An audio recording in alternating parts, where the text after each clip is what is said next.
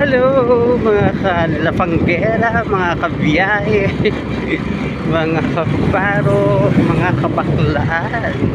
Ngayon lang ako ulit nakagala. So, pupunta ako sa bukid.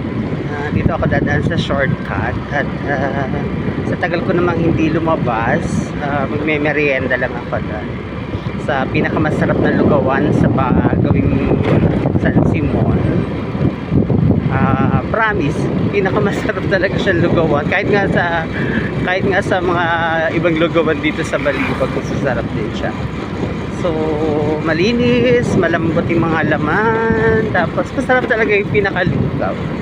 Kaya naman, kahit malayo, tuwing naiisipan kong maggoto, yun agad ang puntahan ko. Kahit malayo. Yan, tulad yan, umaaraw, umaambon. So, hindi ko alam kung aabutan ako ng ulan. Sana huwag, kasi mababasa ako. Wala pa naman akong dalang payong. So, ayan, nandito ako ngayon sa dulo ng Pinagbarilan. Tapos yung pakaliwa, papuntang Kalantipa, yun doon. Tapos yung pakakanan, papunta namang Katulinan. So, dadaan ako sa diretso lang para shortcut. Paglabas ko nito, Duyong na, Concepcion Duyong. Tapos hindi naman siya nakakatakot dito sa daan na to kasi marami din naman kahit pa paano may mga nagdadaan din. Hindi naman siya yung totally walang nagdadaan. Although medyo hindi kagandahan yung daan, pero okay naman. Safe naman dumaan. Huwag lang gabi siguro, kasi pag gabi mukhang wala nagdadaan masyado na talaga. Pero kung ganitong oras, yan, marami pa naman. Nakakasalubong ka pa naman. At saka yung unang part ng daan na to, mabahay pa naman.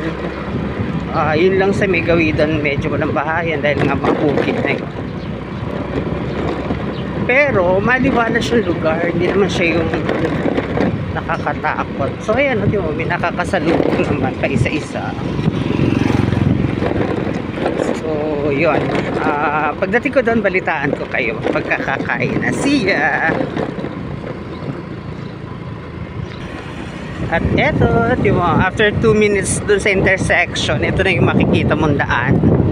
So puro bukit na yan, puro halamanan na. Ayan, taniman ng mga gulay.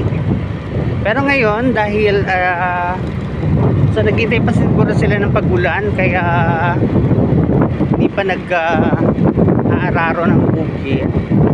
Saka wala pa masyadong tanim na gulay.